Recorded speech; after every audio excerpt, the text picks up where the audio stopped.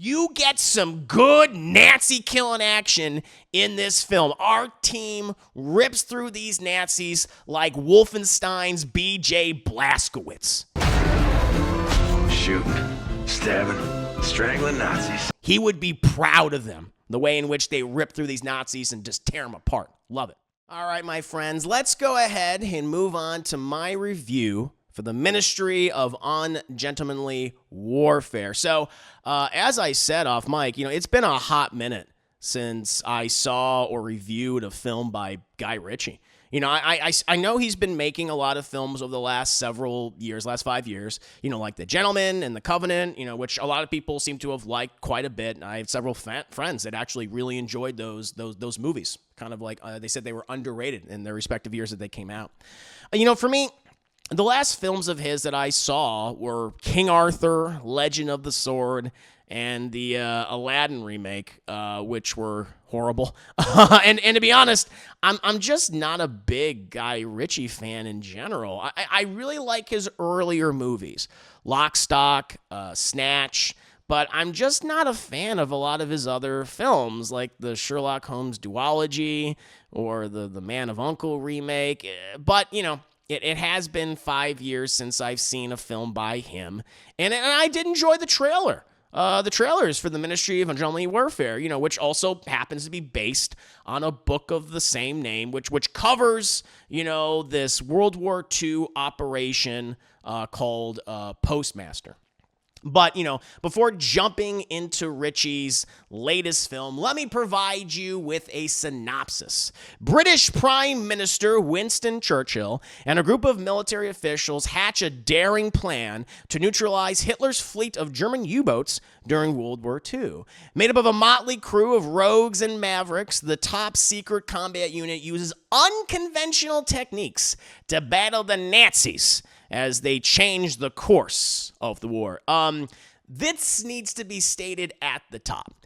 This film is loosely, emphasis on the word loosely, based on the real-life World War II mission, Operation Postmaster. And the operation's objective, again, was to board Italian and German ships near Spanish and African islands and sail them away to put a dent in Axis forces. Guy Ritchie is telling an extremely fictionalized version of those events, so don't go into this looking for historical accuracy at all. I feel like maybe only 5 or 10% of this movie is historically accurate. He is doing what he wants with this story. It's very similar to like Quentin Tarantino's Inglourious Basterds.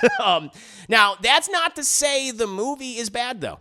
It may not be perfect, and I'll detail as to why, but it actually has a number of things going for it in terms of its lead actors and their chemistry with each other, a number of the action scenes and sequences, and just, a good bit of fun comedic writing throughout. So, let me go ahead and get started with, the positives. Now, as some of you guys know, I'm not the biggest Henry Cavill fan. I haven't seen him in anything particular that really stands out or, makes him stand out. Outside of, Geralt from the Witcher TV series, which he mostly grumbles and hums his way through.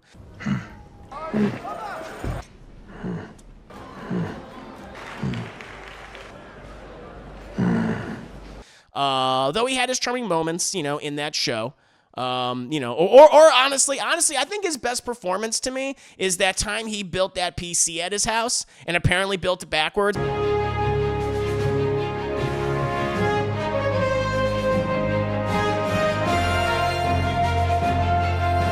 But in any case, he hasn't really stood out to me as an actor in what I've seen him in, which is quite a lot when I think about it. As you guys know, I do not like his Superman at all. He was kind of the antithesis of Superman to me. Although to a degree that wasn't his fault because of just the writing and the directing and everything else in between. Just what a clusterfuck DC and Warner Brothers was at that time. However, he's definitely one of the standouts here, and he probably gives one of the best and most fun performances of his entire career in this movie. His performance as Gus March Phillips is fun, irreverent, and just so over the top. He's chewing scenery and there's a gleeful menace to his character, especially during the action scenes where he's just mowing down Nazis. So a lot of praise to him and what's given to him. You know, he makes the most of it, and I think he delivers a very good performance that will entertain a lot of audiences. And I think, for me, I think this is probably the best role that he's ever had. There are also a handful of standouts among the rest of the cast. I really enjoyed Isa Gonzalez, I think that's how you say her name, as Marjorie Stewart. There's a lot of sensuality, you know, to her character, like the femme fatale, if you will. And she bounced off the rest of the cast very well, too. You know, she also has a great musical number in the film's second half that I just did not expect. But it works really well here, and it's one of the highlights of the film. Again, especially in the back half. Alan Ritchson, who people probably best know for playing, you know, Jack Reacher in the really good TV adaptation, TV series Reacher, is probably my other favorite. He's just this big hulking Dutchman who's like this expert archer who kills so many Nazis with incredible precision. And he also has some just really funny moments with Henry Cavill throughout the movie and some of the other actors in it too.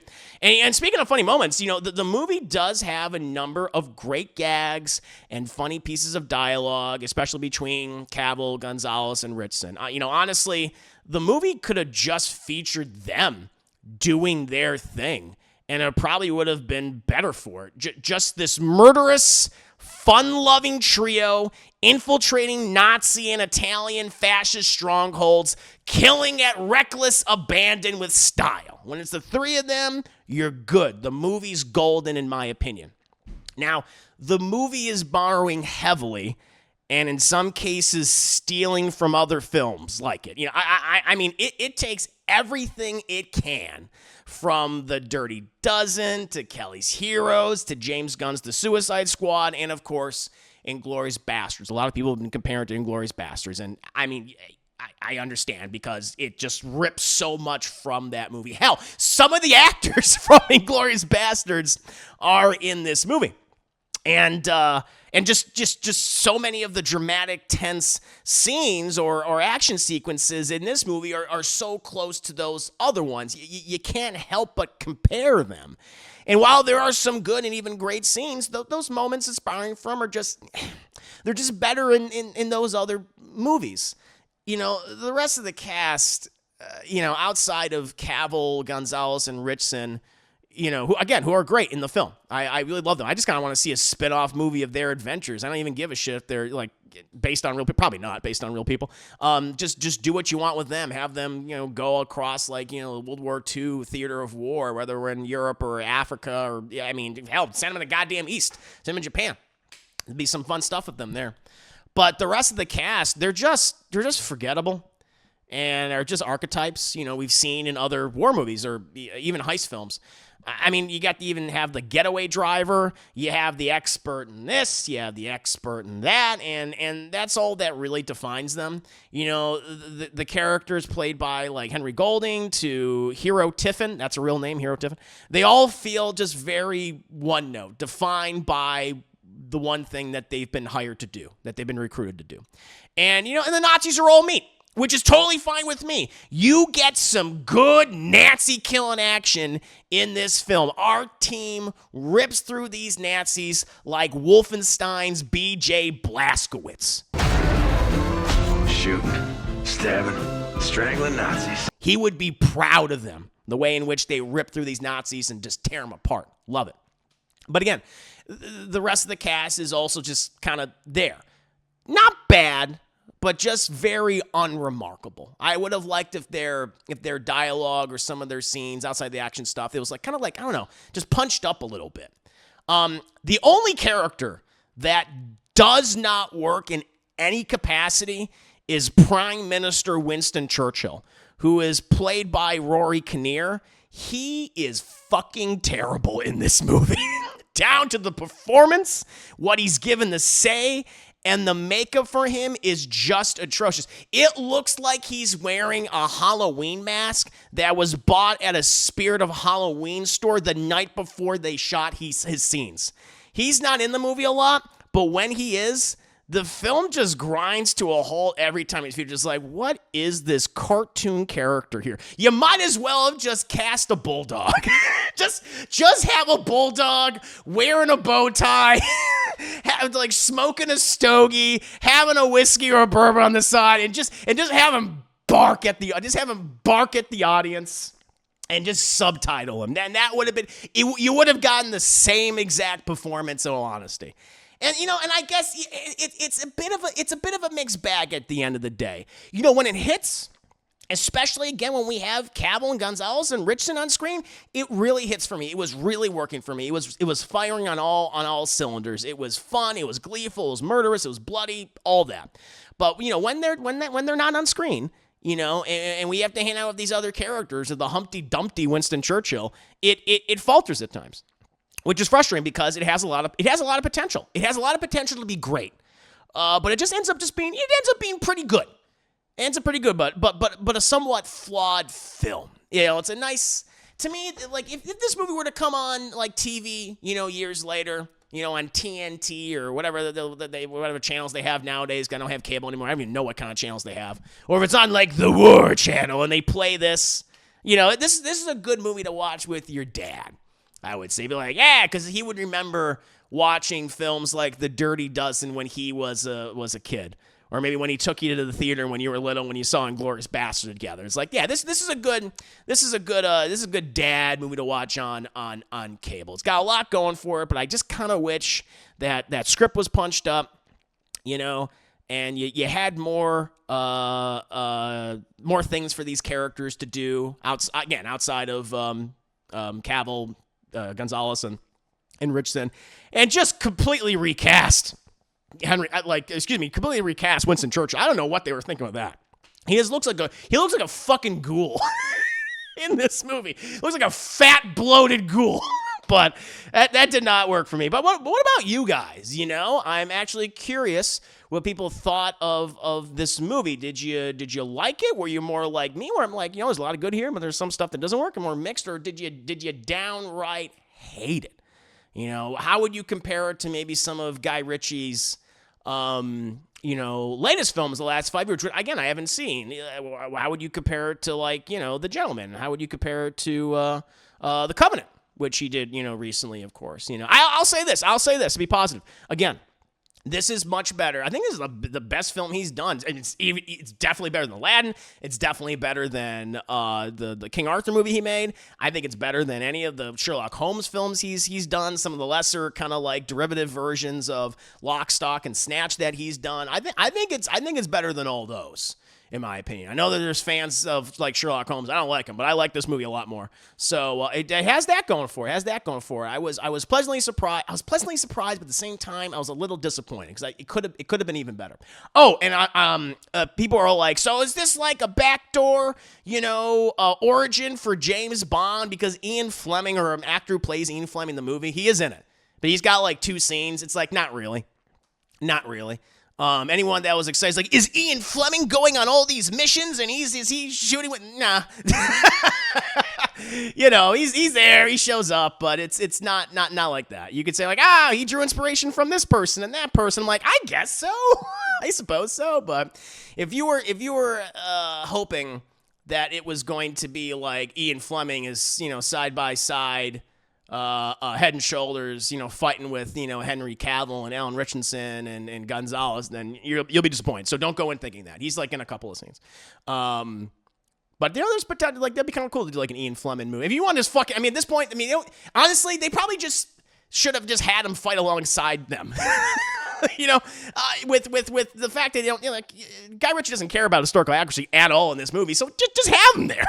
Just have him fight, with him at that point. Have him doing crazy, cool James Bond shit. It wouldn't bother me, since this movie doesn't care about historical accuracy. But yeah, it's a decent good movie. It's a decent good movie. A lot to like. Some stuff that doesn't work. But what about you guys? How do you feel about the Ministry of Ungentlemanly Warfare? 5 minutes later. Let's see here. Churchill was rough. Yeah, Churchill was really rough. I was like, what are we doing? It's the worst part of the movie when he's on screen. Dark Slave. Did Churchill want his buttered noodles? Oh, he did. He had him for breakfast, lunch, and dinner. He's gonna have him as a midnight snack. Yeah, no question. with a goddamn glass of bourbon and a stogie on the side. Oh my lord. A few moments later. But yeah, it's based on a true story, but it's such a loose adaptation. I mean, they're changing the races. Like there's no black guys that were part of this. There's no Asian guys that were part of this. I'm like, and they have the photograph. I'm like, yeah, I don't know. I don't think. I think you may take some liberties. So it's like, yeah. So yeah, don't go in here thinking that you're gonna see like a historically accurate World War II movie. It's not. That's the last thing on its fucking mind. It's like it talks about Operation Postmaster, and that's about it. It's like it is accurate in name only. But you know, that's not necessarily a bad thing. It's just trying to have a fun. And sometimes it does that. Other times, misses the mark. Misses the mark.